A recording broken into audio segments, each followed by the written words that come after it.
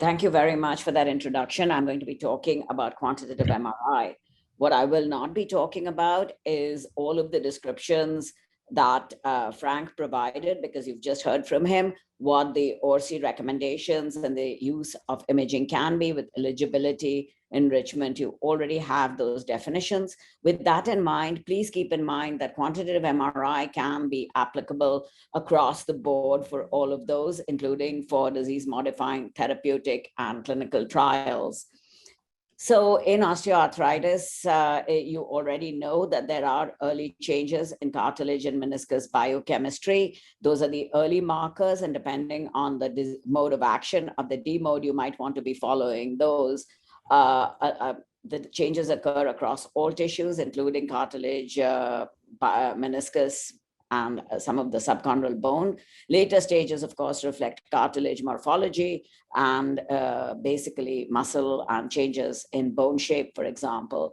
Quantitative magnetic resonance imaging can basically assess all of the stages of osteoarthritis, and depending on what the use is going to be, you can have very precise imaging of the joint, and I'll stick to the knee joint over here. Just to orient you a little bit with some terms, T2 imaging in magnetic resonance imaging reflects the collagen structure and orientation, basically the percentage of collagen within the tissue, as well as the orientation, which varies as the layer. T1 row imaging reflects the proteoglycan content across the articular cartilage, which can see to vary even if the cartilage thickness is not affected due to biochemical changes within the cartilage, for example. Both these methods have been validated in ex vivo studies, in model systems, as well as in osteoarthritis. So I just want to talk about one of the studies that we have done with the Arthritis Foundation, where ACL injury and the imbalance caused by the loss of the ACL, even post-surgery, results in early osteoarthritis. And we see some of these changes very early on. In 2 years, this is just a study which shows that if you look at T1 row and T2 and you look at different regions of the cartilage and you divide it up into 2 layers, a superficial and deep layer, you can see differences in early biochemical changes. You see them essentially across the board at 1 year and 2 years. And ultimately, this has been used as a model for osteoarthritis. An Arthritis Foundation study established the feasibility of doing this across multi-sites, across 3 sites. And we'll talk more about the work that's going on for multi-site reconciliation of these measures and standardization. The question that comes up in most of my slides, you'll see a tick mark at the top, and you'll see a title that really reflects the message in the slide that is to follow. So in a small study with 55 subjects followed over 2 years, there were 2 groups which were identified: those which showed cartilage lesion progression as estimated using grades like Frank talked about, and those that did not, and those that did.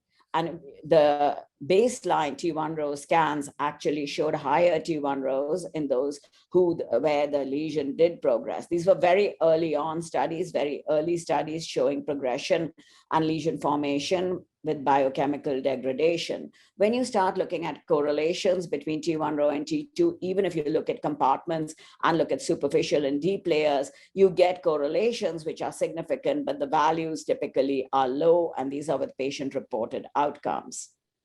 This was in 120 subjects.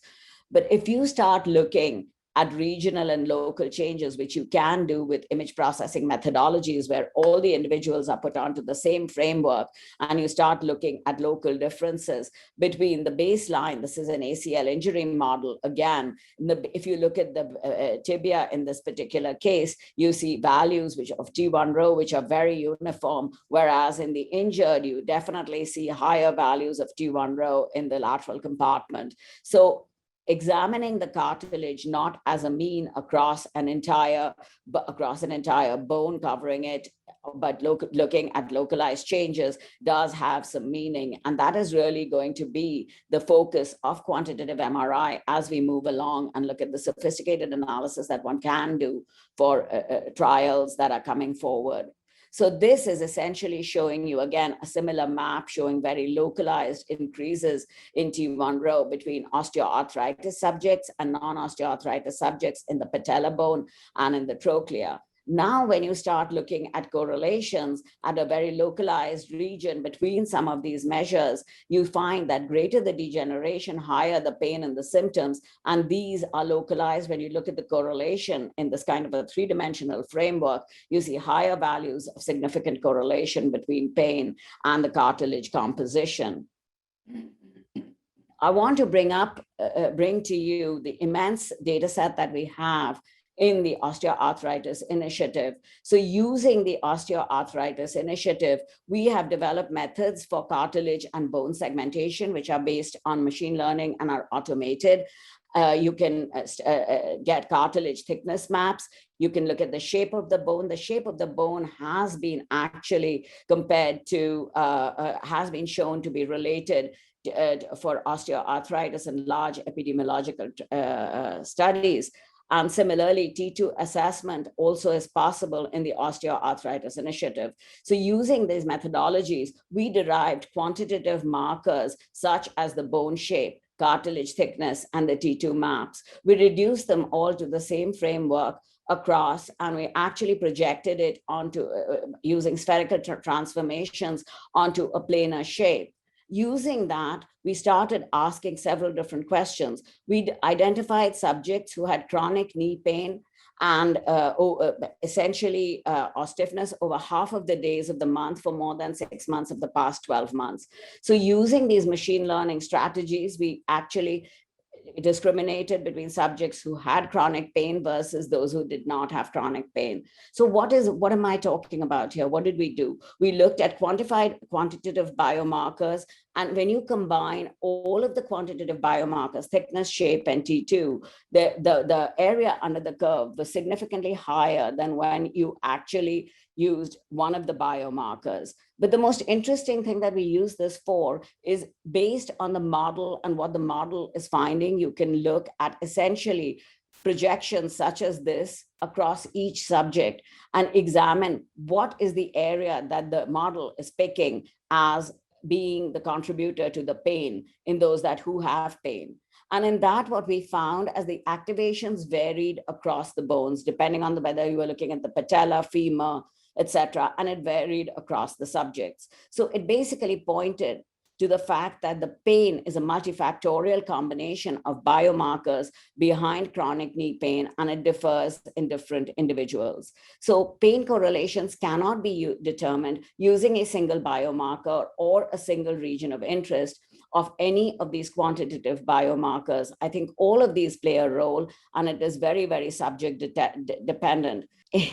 In a disease-modifying trial, T1 row and T2 mapping could be looked at, for example, showing longitudinal variations across time, and you could look at differences between T1 row and T2, between the targeted knee and the non-targeted knee, showing these sort of results. Having talked about it, what are the issues in using T1 row and T2? Often there's a lack of standardized data acquisition and processing. Different vendors have different methodologies, and needs automated processing, some of which we have actually addressed, and we need faster imaging. There is a group of individuals, and Jajwan Lee will talk more about this, which is actually looking at standardizing some of these methodologies and normalizing and harmonizing these methods.